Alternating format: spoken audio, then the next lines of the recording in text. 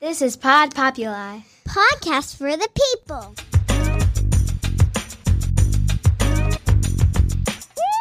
The Great Love Debate. It's the Great Love Debate. The Great Love Debate. It's the Great Love Debate. Hi again, everyone. It's Brian Howie. Welcome to the Great Love Debate, the world's #1 dating and relationship podcast. Since 2015, I am back here in the very fine studios of Pod Populi, podcast for the people. I'm at the one in Scottsdale, Arizona. It's hot. It's very hot. And we're coming in hot on this show today. I have a very, I can't even say how many very specials. This podcast does not exist without her. She has not been on the show in a long time, but she is more responsible for this show than anybody else. She's the longtime producer of this show, and people ask about her all the time. They're like, is she ever going to come on the show? And what is she doing? And I said she moved on to bigger and better show business endeavors. Never. But back in the day when early Great Love Debate days, when I was finding my way as a podcast host, she would give the best advice and I would ignore it. And then finally 6 months in, I'm like, oh, I got a good idea. And she would roll her eyes. Her and our engineer, Kaylin, would do this. Anyway, without further ado, she is the 2-time Emmy Award Winning Keiko. Hey. And the reason I have her here, as many of you know, she made her bones in the television world and has her 2-time Emmy Award Winning status from reality television. And she has cast. That's the whole past tense. Yes. She has cast just about every major reality television show, including a whole lot of dating shows. Yep. So I have, it's not a theory. It's actually this is a fact. So I'm going to lay this out and I'm going to say why. Because I studied this. More couples, more marriages have come out of Dancing with the Stars than have come out of the Bachelor franchise. And I have a theory, again, it's not a theory because it's true, as to why this happens.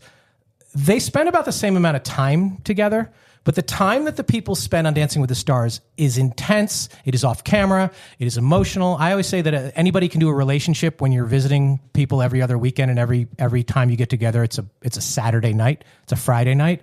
Relationships are formed at Tuesday nights or Tuesday mornings when you got to go to work and the kids are freaking out, whatever. Dancing with the Stars, getting through those hard points, you know, in the gym, in the studio, learning routines, all the choreography. That I bet there's a lot of crying. I bet there's a lot of bonding. I bet there's all that. I think that's why Dancing with the Stars leads to more couples than The Bachelor.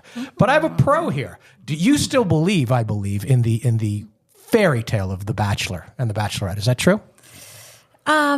Well, I believe that you can fall in love anywhere. So let me put it that way. But Yes. You make a really good point about Dancing with the Stars because they are, I'm sure, experiencing a lot of very, very real things, a lot of very intimate emotions, you know, and by intimate, of course, I mean just raw, like you said. Yeah, they're touching, but they're struggling and they're supporting each other, and they're doing all these things where you're not just in a fantasy suite and on a private jet and you're going out to dinner in Mallorca. Exactly. Yeah. Yeah. No, I think that makes a lot of sense. Oh, there you go. That's all we have today. Now, so what is the biggest misconception that somebody who wants to apply or be on a dating, whether it's Love is Blind or The Bachelor or Temptation Island or any of them, what do you think people don't realize about either what they're getting into or how the casting process works? I think they might not realize how actually real it is. You know, I mean, you are what we always say is that you can be someone else for a little while. You can put on an act, you know, on a date for an hour or, you know, in a conversation with somebody for 10 minutes. But when you are spending weeks with, you know, on camera with other people, real things are going to happen and your real personality is going to come out. And you really do have to be yourself.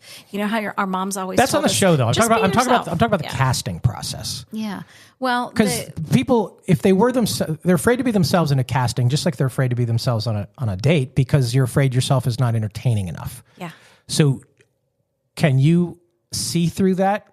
Or do you ask questions that you know are like trying to get to the real you? Because everybody is sort of on an audition. They're trying to seem as interesting, as over the top, as hungry, as whatever, because they want the part. Right. Which a lot of people do on dates too. They want the part. Yes. Yeah, and so that is what they do. I mean, you just described it very perfectly. They're on their best behavior. They're nervous. They're trying to make a good impression. They really do want to get on the show. All of those things, everything that you just said is absolutely true. But yes, we do ask questions to try and send the conversation in a different direction. Some things that maybe they weren't expecting, hoping that we can get the real them, at least a little bit of the real them in that casting process. Do you ask if they drink? Yeah, I think yes. I think we do. I mean, I don't know that that's like one of the standard questions, but You want drinkers, all right? I mean, I want to Not you, the network. Yeah, I mean, we want people that are good narrators. We want people who are very expressive. We want people who are really fun. For me personally, whether or not somebody drinks doesn't have anything to do with that. But yeah, there's always free flowing alcohol on all of the shows. Now, I think you change things around in terms of one of the questions that gets asked, and it's a question that people who've listened to this podcast before have told me they take into their regular dating life. And the question is, it's not, are you dating somebody? Yeah. It's, is there anyone in the world who thinks that you're dating them? that's right. See how you pop through Arizona. I grab you and lure you in here. Yeah. That is a good question. Yeah, it's not. Are you the first question is, are you single? And everybody who is applying for a dating show will say yes. Mm-hmm. And so you must follow that up with the question: does anybody think that they're dating you? Right. And then, about half the time, they'll say, well, yeah, there's this girl. If somebody blah, blah, says blah. that they are in a relationship, but they're trying out for this show, then who cares about the relationship, right? Like, is that a deal breaker for the casting team? It kind of is. Because you don't want the press to come out? It seems to come out all the time. Well, something, people do lie. I mean, I think we've seen that pretty, we've seen that in many different. I know, but I mean, the vetting process is what it is. It's tough to vet, is this person your girlfriend? Because they could always be like, I went out 3 times or whatever. There seems to be more, and I'm not just picking on The Bachelor and The Bachelorette here, but that's the one that we're most familiar with because we've had a bunch of them on the show, that if they're going out for the show, either they're not very serious about the boyfriend and girlfriend, or the boyfriend and girlfriend is like, go for it. Go be famous. And they encourage it. That happens. I think I've heard of that happening, but but once again, I mean, our objective is to get to the truth. Are you dating someone, or is there anyone out there who thinks that they're dating you? And that is the truth that we need to really be able to get to. Yeah, I've heard those stories come out where they weren't quite broken up with their last boyfriend, or maybe she broke up with him, or he broke up with her, but the other person wasn't really through the breakup or whatever. Or maybe they were on again, off again, and in the time they were off, they decided to apply for a dating show, or there are a lot of different scenarios that you hear of out there. But once again, in the casting process, which is what you're asking about, our objective is to get people who really are not dating somebody else. In today's world, of course, becoming known. Everybody seems to, maybe not everybody, but a lot of people want to become influencers of one kind or another. But that's not, that's not the objective of the show, and that's thereby, something that we're trying to steer clear of. What is the answer you want to hear when somebody comes in there? Do you ask, why do you want to do this show? Is that a standard question? Yeah. What's the answer you want to hear? That they believe in love, that they have gone out with different people, and some things have worked and other things haven't, but they haven't found their person, and why not try this? So in other words, what we're looking for are people who are risk takers, who are open to trying something new and fun and different, and who will just open their arms and throw themselves into the process. That's really what we're looking for. But they're all going to say, I'm looking for love, right? Yeah, that's what we want. If it's a dating show, we want people who are looking for love. I know, but are they looking for, what if I'm looking for adventure? I'm tired of I'm trying to mix up my comfort zone. Does that work?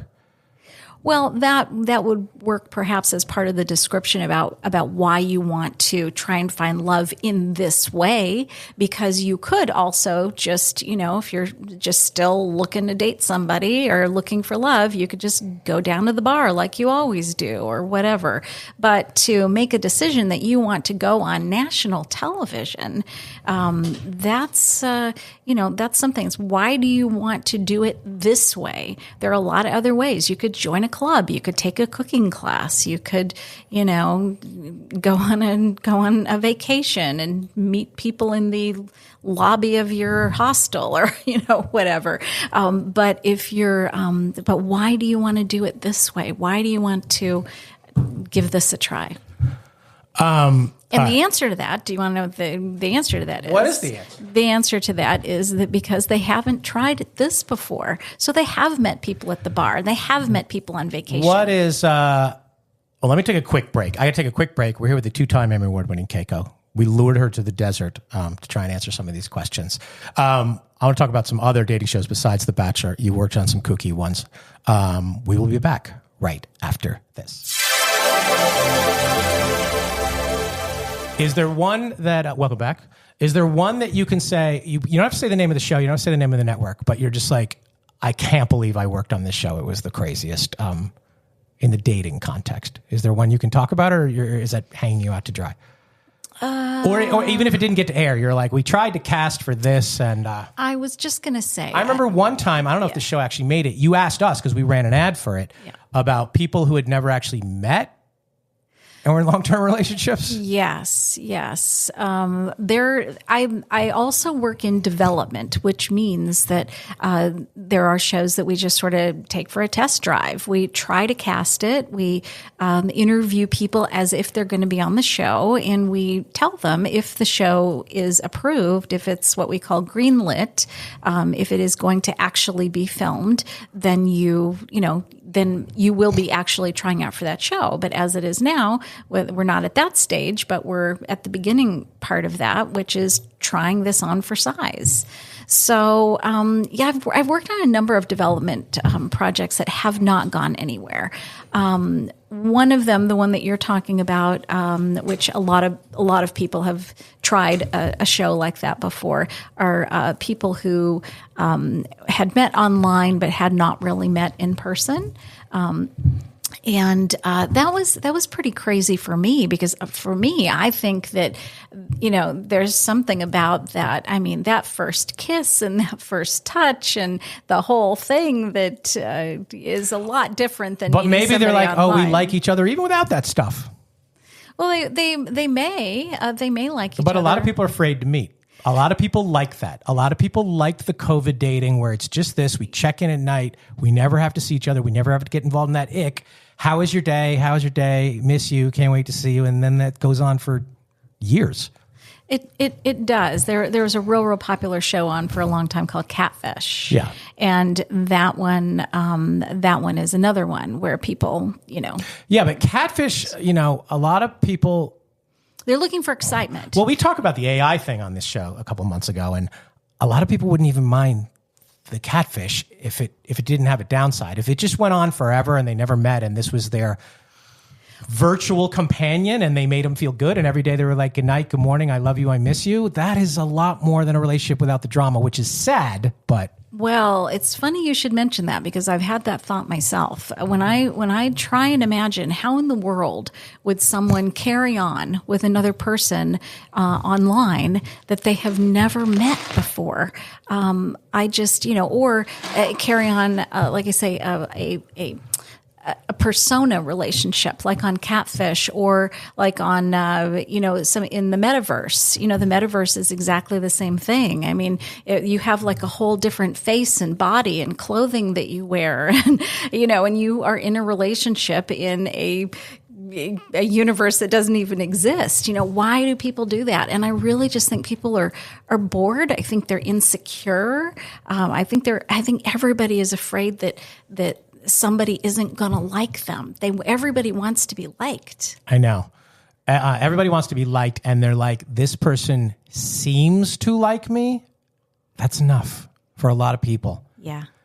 And they don't want to push it any farther than that. Like this little safe zone of those 4 things is, good morning, good night, I miss you, how are you, I love you. Like that's more than a lot of people get, which is, I'm not even putting that down. I'm not saying that doesn't have value. I'm just saying like, whether it's a catfish or a reality version or one of those situations, I'm not saying I endorse it. I'm saying I understand the appeal. And maybe trying it on for size. I did work on one of those development projects that was about the metaverse and people who meet someone online in this other world. And as I said, they look different, they dress different, and when you see their real life picture, my feeling is that maybe what they're thinking is nobody would really like me, or I could never have this experience, whether it's a hot experience, a hot, sexy experience, or just the attention of being thought of as beautiful or handsome or, and somebody who's catfishing you, they're going to over-compliment you. They're going to say, hey, beautiful. Yeah. And that's a lot, know? Back to The Bachelor and The Bachelorette for a second. Yeah. One thing I always said about The Bachelor, or even The Bachelorette, but mostly The Bachelor, is they have a choice of 20, 24, 25 like women. 25 years. Choose from. Beautiful women, handpicked or whatever. Once that show ends, their pool is thousands of fans, thousands of women that they didn't have access to before. So it's tough for them to stay just in this bullseye of like, oh, that's the one out of that pool when they go out and start doing publicity. I had this experience. I think you were at that show in Los Angeles when we had Nick Viall, who won the Bachelor. He won, right?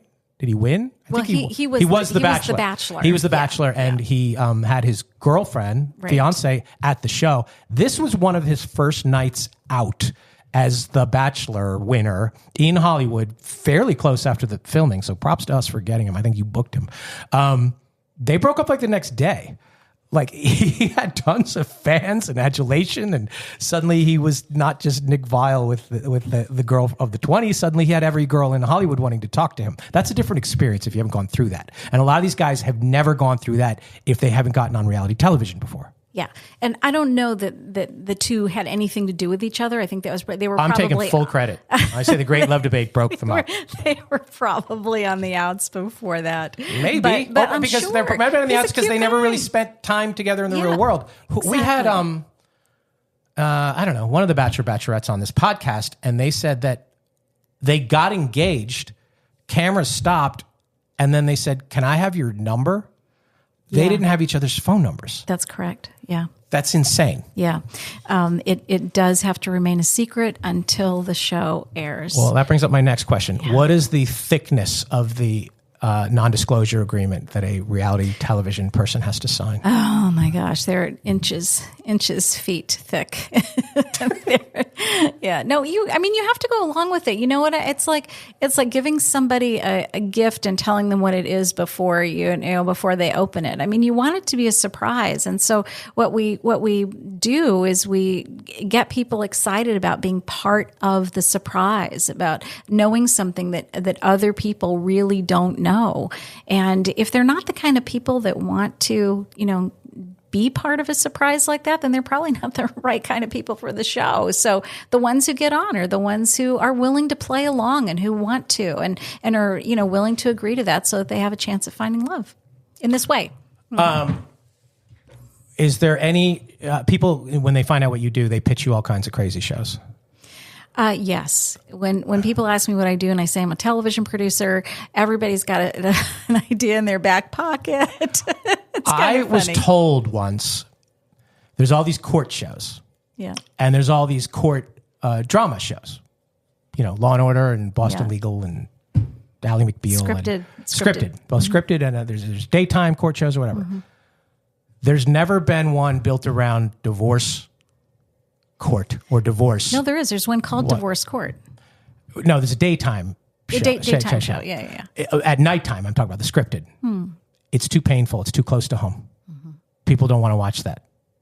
They want to watch murder because that seems fantastical. That seems out of the thing.